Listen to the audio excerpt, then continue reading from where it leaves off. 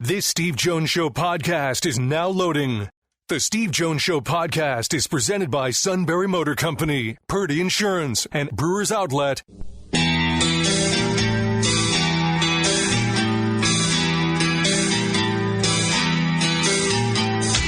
Bringing you an in-depth look at Penn State sports and more. This is the Steve Jones Show on News Radio 1070 WKOK. The Steve Jones Show is presented by Brewers Outlet, Sunbury Motor Company, and Purdy Insurance. Now from the Sunbury Motor Studio, here's Steve Jones. Opening half hour. Being brought to you by our good friends at Brewers Outlet, Reagan Street in Sunbury, the beverage supermarket. Imports, domestics, microbrews. The best selection of beer anywhere. Wine coolers, water, soft drinks, snacks. They roast their peanuts fresh and hot every day. 6 great flavors of slushies. Ready-to-drink cocktails. High Noon, Jack Daniels, Crown Royal, and the Pickle Bar, led by my 2 personal favorites, the Barrels and the Dills. Indeed, second to none, all at Brewers Outlet. Reagan Street in Sunbury, the beverage supermarket. Trade deadline has come and gone, and usually July 31st is a dark day for Pirate fans. They dread it, they anticipate it, they hate it. John Perrotto's here to talk about it. John, they made moves, including the expected. We knew David Bednar would not be a Pirate on August 1st, and voila, he is not. No, he is not, and it really came as no surprise. Like you said, he's was in demand, and he only had 1 year of arbitration eligibility left, and he'd probably make about $9 or $10 million next year. And as we know, the Pirates don't pay relief pitchers that kind of money, so it was all but certain his fate was sealed here, and I think he knew it last weekend on Saturday night when he got the save against the Diamondbacks, which was the 100th of his career, and he was usually he's happy-go-lucky, but he was very emotional after that game, and you could tell, I think he knew that was probably his last game as a Pirate in PNC Park. John, Ben Cherington is in an interesting spot. Look, he has a World Series ring with the 2013 Red Sox. He was able to make a big trade with the Dodgers in 2012, where he took Carl Crawford, Adrian Gonzalez, Josh Beckett, and a utility player whose name skips my mind here for the moment. And he shed $250 million in payroll with the Red Sox. But the difference is that he was then able to take the $250 million, and with the backing of ownership, he brought in Stephen Drew. He brought in Shane Victorino. He brought in Johnny Gomes. He brought in guys that help him win the World Series the next year. They've just shed $18 million in payroll. He's not going to dole out $18 million in payroll to anybody, let alone $250. He's not allowed to do it. No, and they say that's what they're going to do. They're going to take the money they saved with the Keep Ryan Hayes deal, which is $36 million over 4 years, and Bailey Falter, who they gave away, a pretty good left-handed starting pitcher to the Royals for a 28-year-old rookie reliever and a guy who's really not considered a prospect.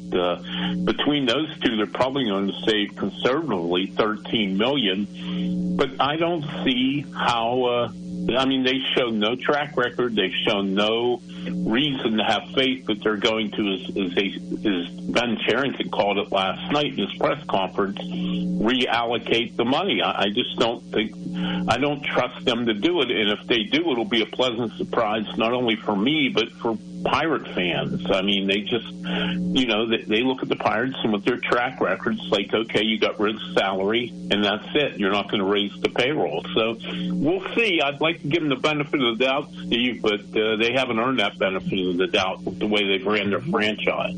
I mean, didn't he make a claim that he actually, that he was offered higher level Yankee prospects and they turned it down because this was the better? What the heck are you talking about? I mean, if they are higher level prospect, take the guy. Yeah, I agree. Everything's analytics with Ben, and I've had people in other front offices tell me that sometimes he'll take a player who the team that he's trading with thinks is a lesser player because their analytics department measured this bat speed or that spin rate or what have you. And the other general managers shake their head like, we're offering you a better player. Yes. And you're asking for somebody lesser. And it's just weird. And I don't know, for him to have kept the job 6 years, Steve, and apparently he's going to be back for a seventh. There's no indication he's going to get fired. I mean, it's just amazing that the owner lets this go on, Bob Nutting. And, it's just clear there's no commitment to winning here. They're just trying to have the lowest payroll as they can. And, what Ben did yesterday, in my mind, it smells like a guy who's trying to keep his job and doing it by kicking the can down the road and saying, well, just be patient. We have all these young guys in the minor leagues. Let them develop. Give us a couple of years, and then we'll put together a winning team. And it never happens, but Bob Nutting keeps smiling for it. Well, see, what's interesting is that when teams are offering prospects, nobody wants to rip off the other side. They don't want to rip off the other side. You want to be known as a good trading partner. That way people will continue to trade with you. And then he does this. And he's done it repeatedly where like, no. We don't want those guys. We want these guys. How many catchers can you acquire in one trade?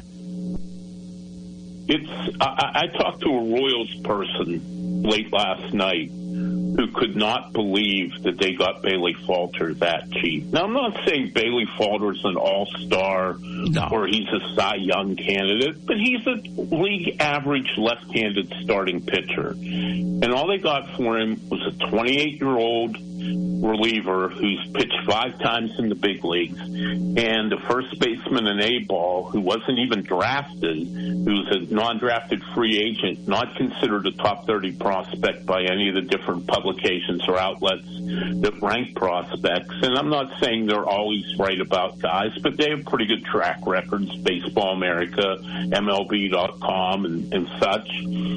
How do you give up at least a league average left-handed starting pitcher and get nothing back? And it just boggles my mind. I think the Hayes trade was good because they unloaded his salary, which is the main thing they wanted to do. And I'm shocked that somebody took on all $36 million left on that contract. And even a Bednar trade, I get to an extent. They did get a guy who could be their catcher of the future, and they did get 3 top 30 prospects out of their system, but some of the other trades just made no sense at all. And then the guys that they kept made no sense. Isaiah Kiner-Falefa, Tommy Pham, Andrew Heaney, they're on one-year deals, and they're not going to be back next year. So why not trade them in for something, some kind of prospect? So just very weird, and it just makes you think, Steve, that they have no plan. And if they do have a plan, it's certainly extremely hard to understand.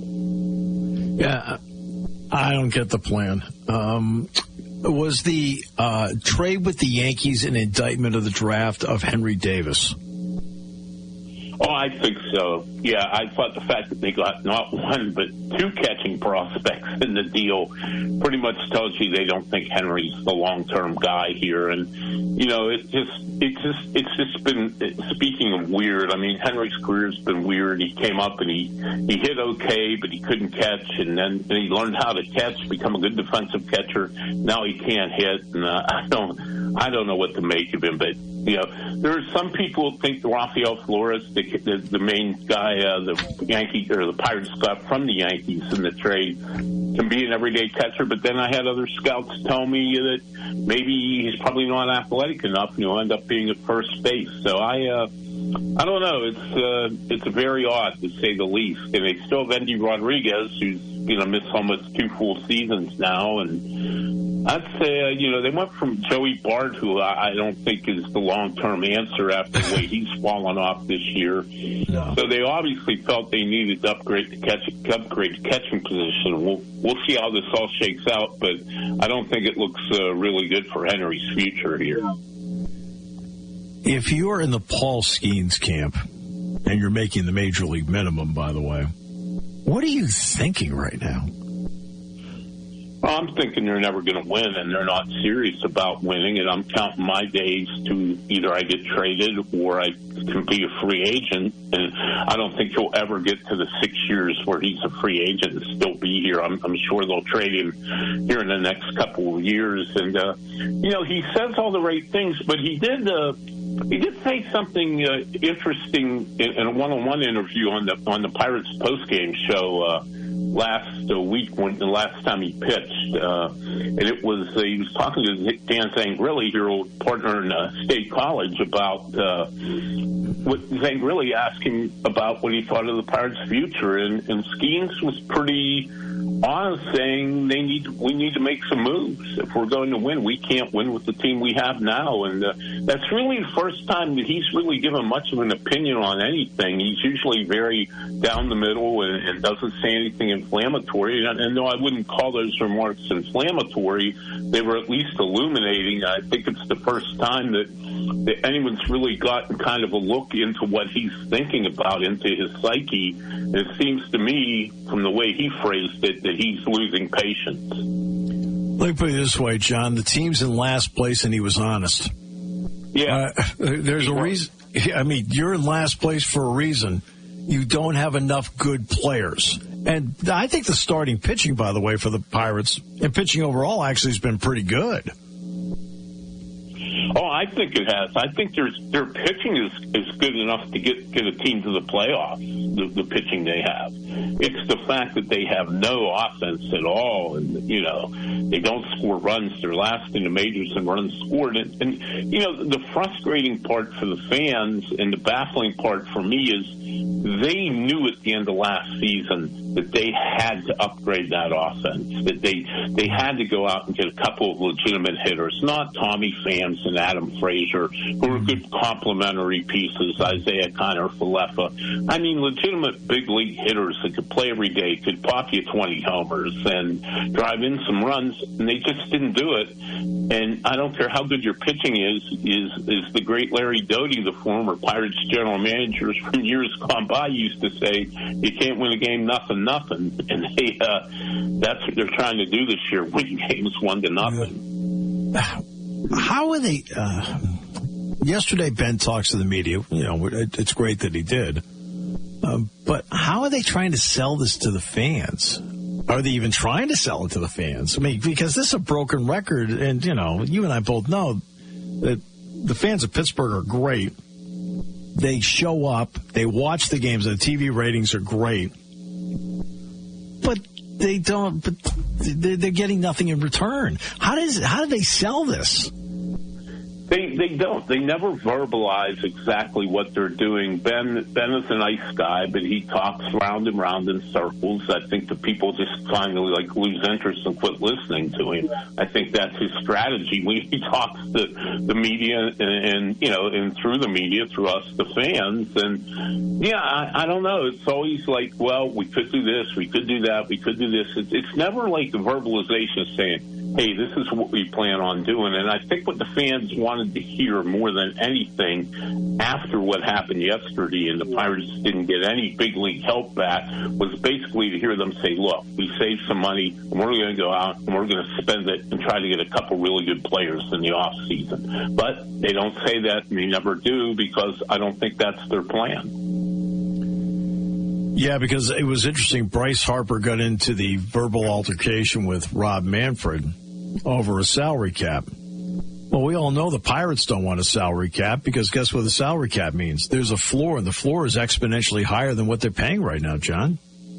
Oh, yeah. If it's a case where there's a cap and a floor, and I think the players, I really believe they'll hold out the whole year in 27 before they accept the salary cap. I agree with you. I agree, John. And if they eventually do, there's going to have to be a floor. There is no way they would accept a cap without a floor, because they're tired of teams like Pittsburgh and Tampa Bay and the White Sox and so have you not spending any money. So, yeah, I would say that Bob Nutting is against the salary cap, because it's the salary floor. He knows he's never going to come anywhere near the cap. So, yeah, It's really interesting. It's an interesting dynamic, and I would be curious to see what the Pirates would do if there was a salary floor. They would have to go out and try to get some players then, but would they get good players, or would they just get overpaid guys just to reach the floor? I don't. To my knowledge, I've never met Bob Nutting, so I don't know him at all. And we know that in Pittsburgh, even at the U.S. Open, they were chanting, "Sell the team, sell the team." Why does he want to own this team? Because he's making usually around $50 million a year profit for basically not even trying to put a good product on the field. And, they're very good at selling everything but baseball to the fans. They have the pierogi races. They have the in-game entertainment. And they always say the best ballpark in America. And I can't dispute that. It's as nice as any stadium. You might say, some people might say San Francisco is better. Some might say San Diego has a better park. But if it's not the best ballpark, it's certainly in the top three. And that's what they sell, and that's what fans buy. And I know people go to the games, and they tell me, look, we know the Pirates aren't going to win, but it is a fun night out, and the ballpark's nice, and the food's good, and there's energy, and the kids like the pierogi races and all that stuff, and that's what they sell. Until fans actually quit going to the games, and I mean quit going, not just on weeknights when they don't try anyway, then the Pirates really have no incentive to try to spend money. But also, if nobody shows up, then that just gives them more of an excuse to say, well, our attendance is bad, we can't afford to pay any players. So unless you come out like Frank Coonley, one of the dumbest things ever said in all the years I've covered the Pirates, it's the fans' fault because they don't come out, and when they don't come out, we don't have the money to spend on players. So it's ridiculous. You couldn't make some of this stuff up, and it's just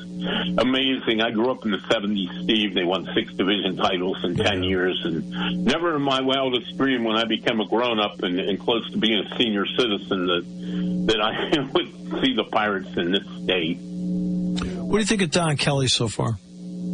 I think he's done a good job, Steve. I really I do too. The record's pretty good. They play better baseball. They, all the stupid base running mistakes and fielding mistakes and mental mistakes that they made earlier in the year, they've cut way down on that. I'm not saying they play perfect baseball, but they play better than they were.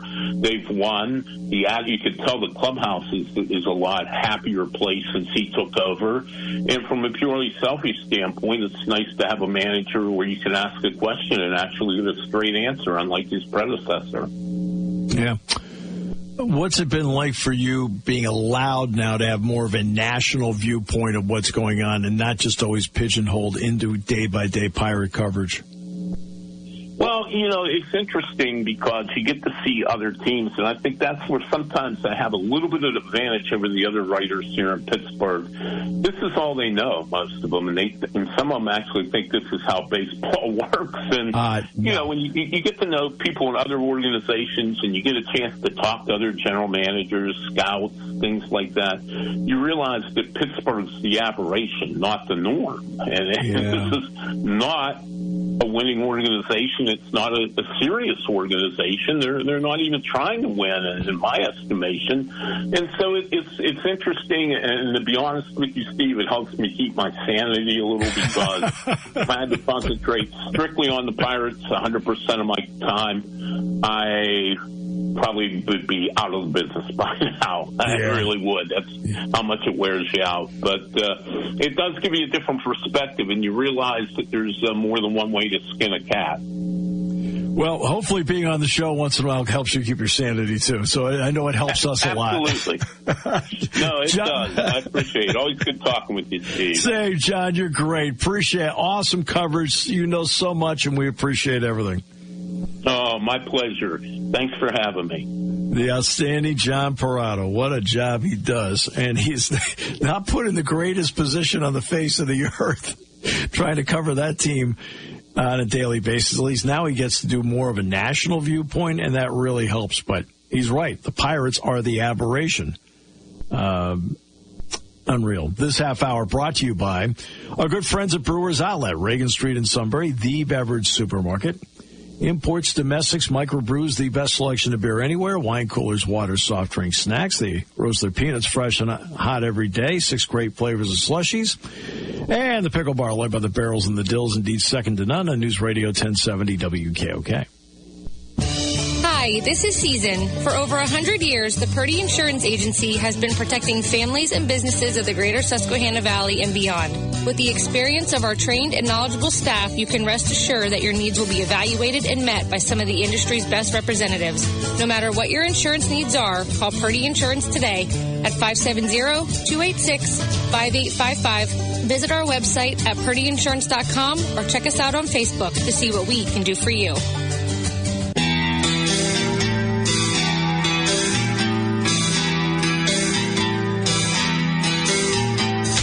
Bringing you an in-depth look at Penn State sports and more. This is the Steve Jones Show on News Radio 1070 WKOK.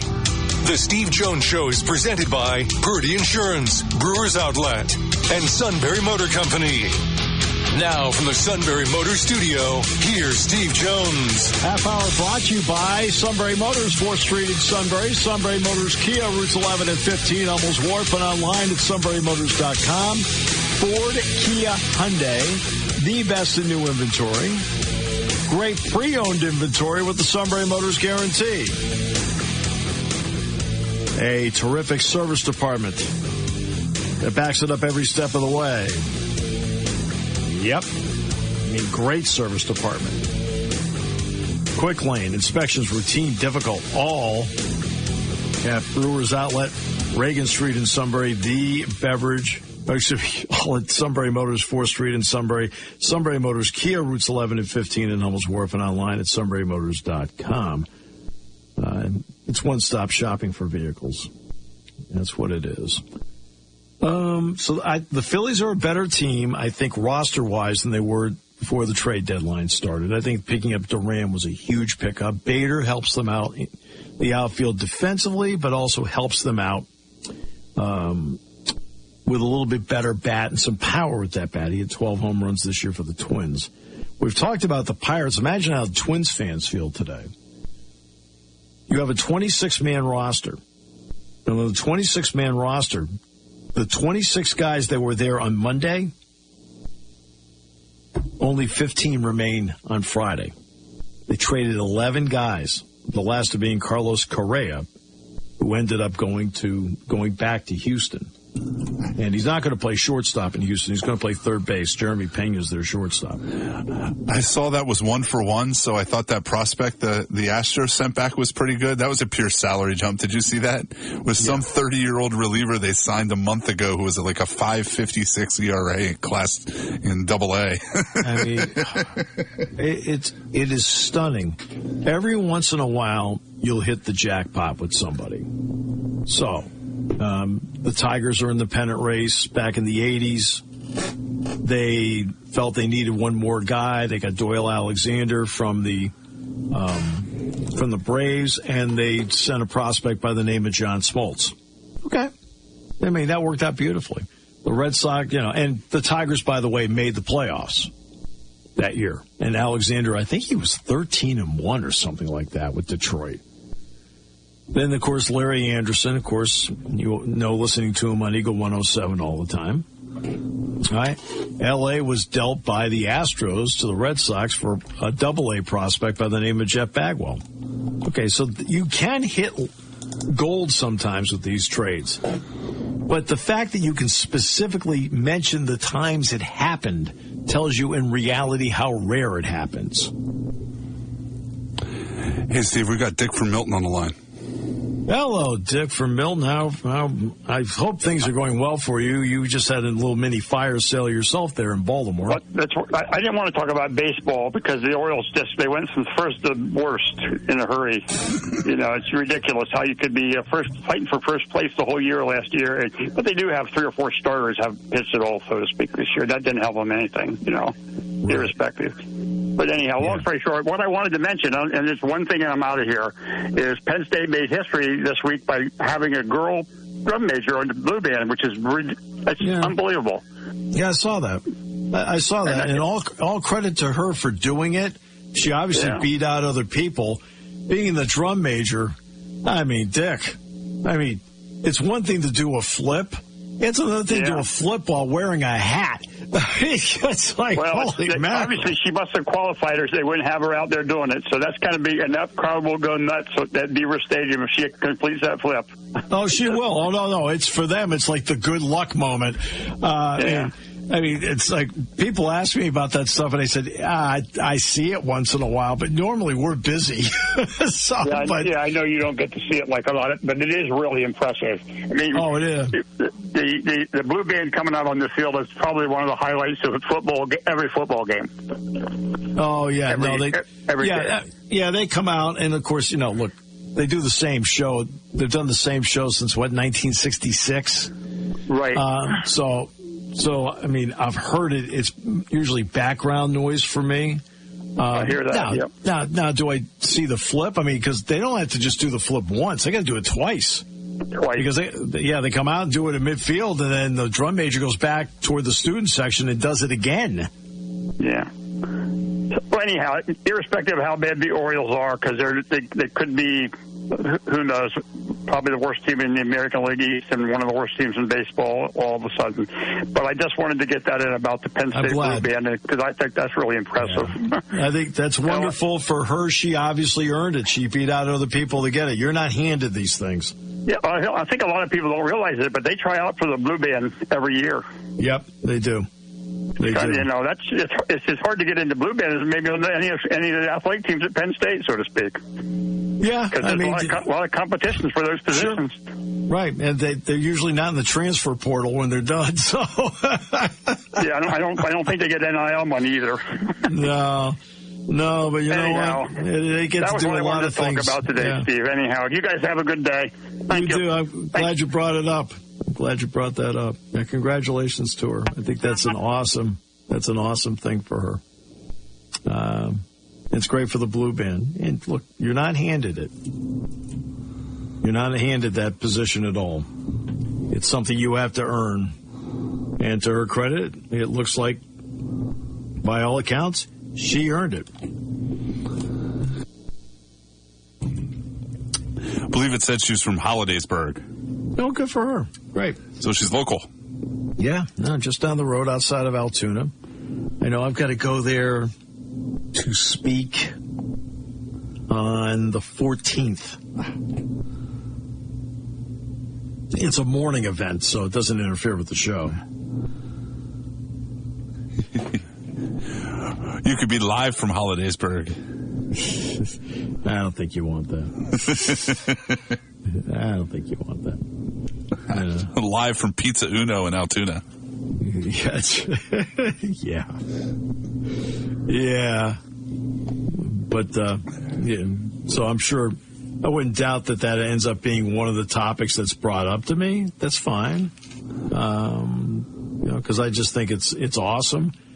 I hope nobody minds. I don't really watch it. Only because we're busy. And like I say, usually the time I hear the Blue Bands when they play the national anthem. Yeah, I hear them the entire game, but they're always in the background to me as we're talking. So I'm thrilled for her. I'm thrilled for them. Sounds like they made an awesome choice, and congratulations to her. When they bring it up in a couple weeks, you should pull the hat out and be like, all right, I'm going to do the flip. Yeah. Hopefully somebody stops you. Look, just doing one. I mean, the only way I could do a flip is if I tripped. And wow. But I think that's awesome. And the Blue Band, when I've heard them, they do a great job. They sound great.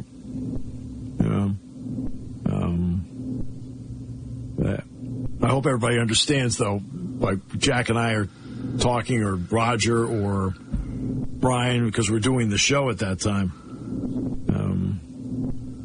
So, yeah.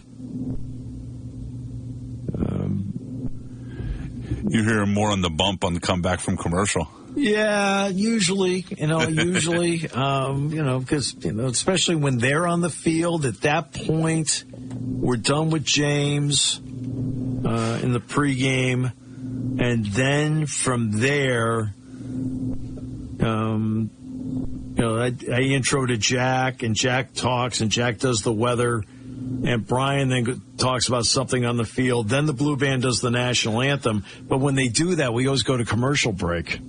You're like, why do you not put the Blue Band on for commercial? Because they're not mic'd up. Okay? Which means if they're not mic'd up, it's difficult sometimes to carry it on the air. Okay? That's the reason why. So you go to commercial break, you use the 2 minutes there, but we're standing there, we're listening to it. Then when we come back, Jack and I do the starting lineups. And they're going through the entire routine at that point, but we're doing the lineups, talking about guys, players, things like that. So it is not any disrespect on my part. How about that? I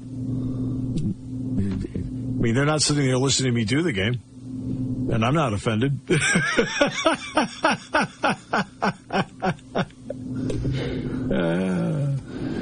you see it's getting a little worse down in Dallas? What happened in Dallas?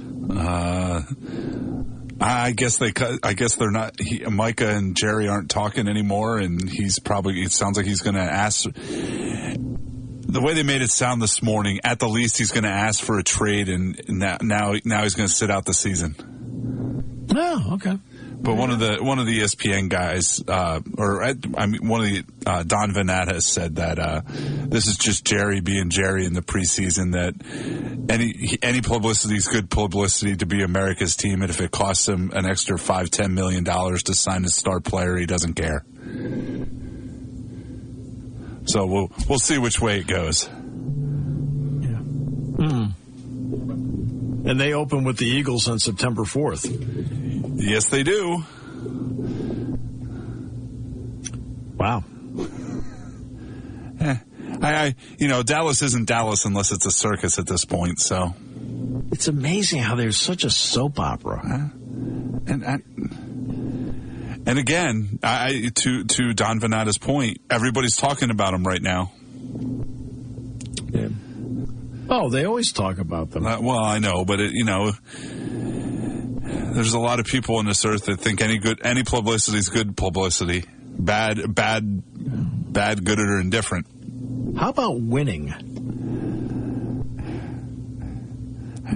When you print money like they do, does winning really matter?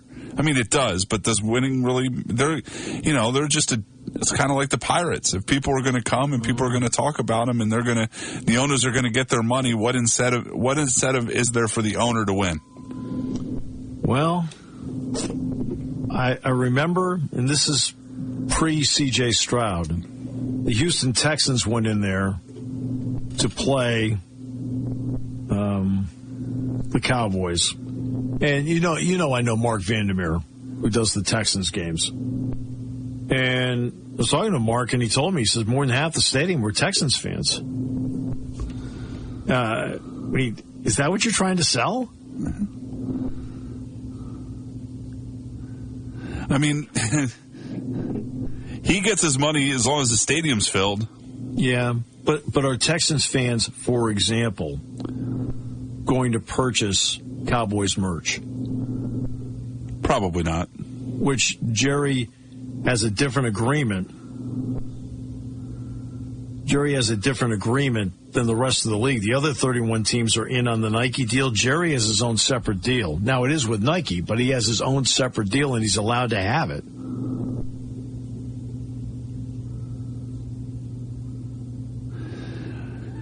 I mean, I think that gets hurt when the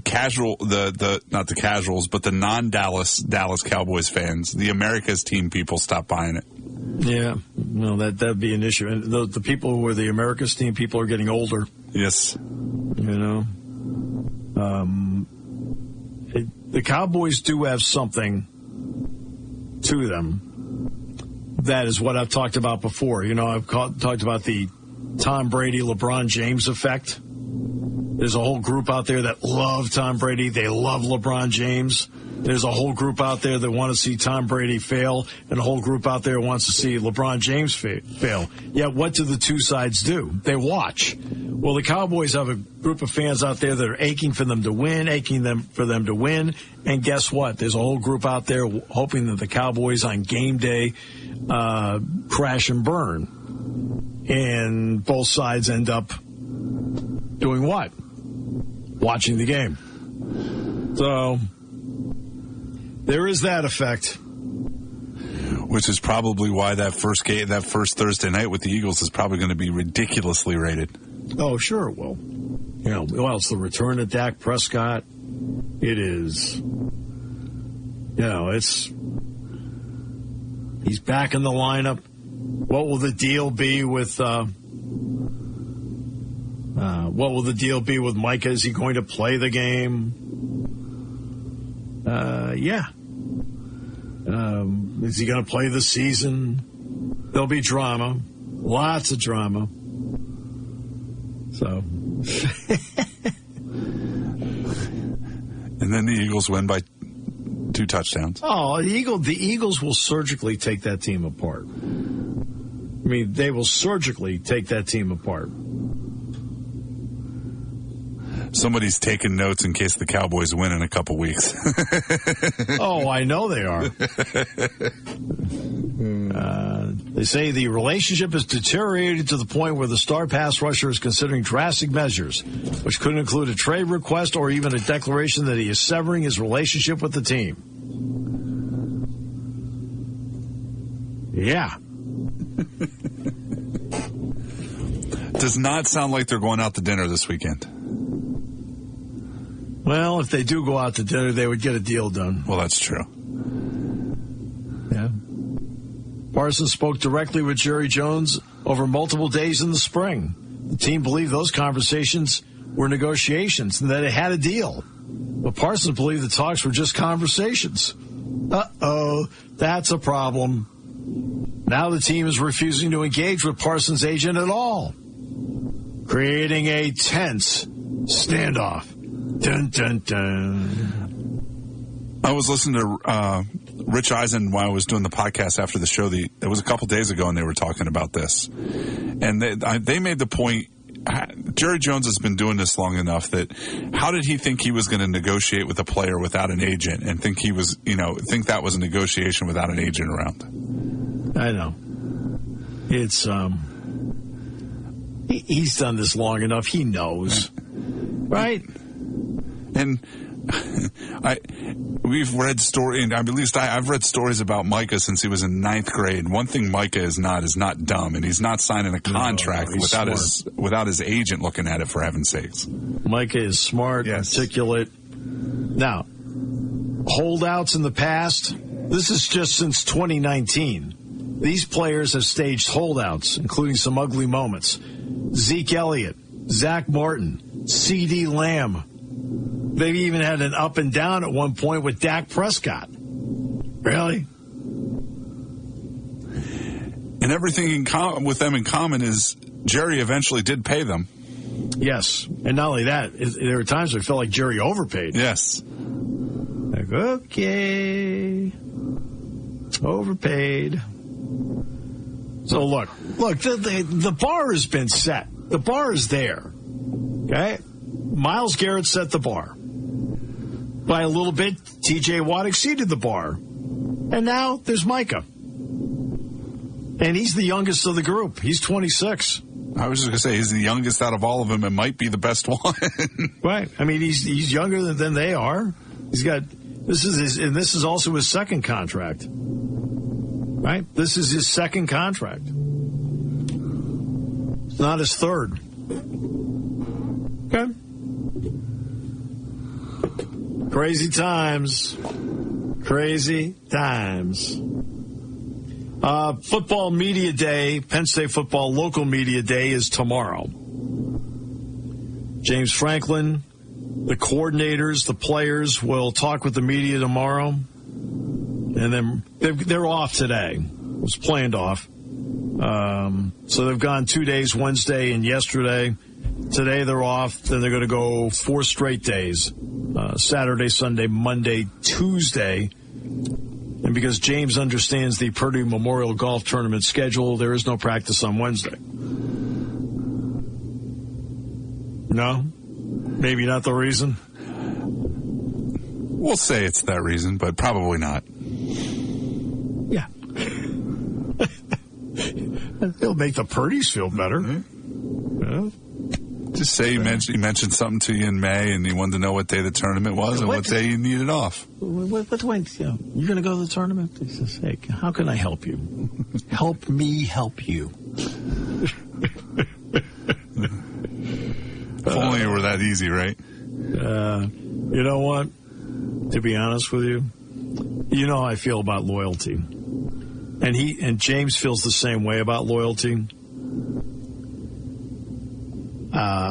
I think people know pretty much I would run through a wall for the guy, because guess what? I know the guy would run through a wall for me. It's just the way it's been since day one. I mean, he's a very, very loyal individual. If I were to, talk to him about something, believe me, he'd hear me out. No, I wouldn't bring up the Purdy Memorial Golf Tournament to him. I wouldn't do that part. Hey, I need practice off that day. No, because I would get back in time from practice anyway, because, we'll be done by 3 o'clock. Yeah, I guess we weren't we? Yeah, well, I'd be back in time anyway. I've got a baseball game that night anyway, so. At Medler Field, Lebrano Park. They got a 7-game homestand next week, Monday through Sunday. It's the first Monday home game the Spikes have played in 2 years. So it's a 7-game homestand Monday through Sunday. And Katie Schumacher-Cawley, they're going to do a bobblehead, and she's going to be there to sign on Sunday the 10th. I'm assuming that Monday's a makeup game from all that rain at the beginning of the season. No? No. Regularly scheduled? They do not. It's a regularly scheduled game. They do not do makeup games in this league. They cancel games. And the reason they do it is because of the pitching. They don't want you getting the double headers and things like that, where suddenly you're sitting there and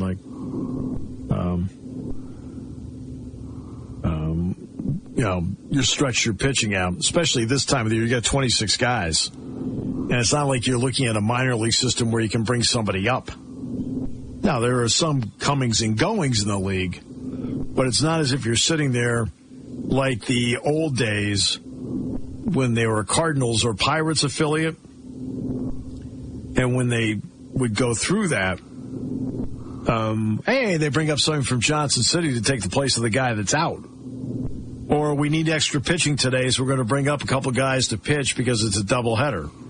Well, you don't do that in this league. You have your 26 guys. And, that's it. I was going to say they bring up the 18-year-old for a while till the college kids get in, like they used to at Williamsport before the draft. And I always remember I got to watch Freddie Galvis as like an 18-year-old. Oh, Freddie Galvis. Take infield practice. Well, he was a good player, though. Freddie played well for that Williamsport team. Well, there was this was before he came. Oh, I know. There was 2 or 3 days that he was up when he was a 17-year-old. Yep. Where it was like he couldn't have been more than 125 pounds. Oh, I know. But my Lord, I've never seen anybody field a baseball like that. Yeah, terrific. Really light. And then when he actually played, I was really impressed. When he actually played. Good player. All right, we'll take a break. Mike Poorman's coming up next here on News Radio 1070 WKOK, brought to you by Sunbury Motors. Party time, game time, or just fun time. Doesn't matter what time it is, because it's Brewers Outlet time. The Beverage Supermarket has the area's largest beer selection. Imports, microbrews, ciders, and domestics. Pick from over 100 ice-cold 12-packs and dozens of 24-ounce singles. Soda, snacks, hot sauces, fresh roasted peanuts. Make it one-stop party shopping, and don't forget the pickle bar. So whatever you're celebrating or just doing it up, Brewers Outlet, Reagan Street, Sunbury wants to see you. And thank you for your years of patronage. There's something to be said about a sale with a handshake, a service technician who really knows what he's doing. They can explain it in English what the problem is. There's nothing better than having that friend you could trust in the area.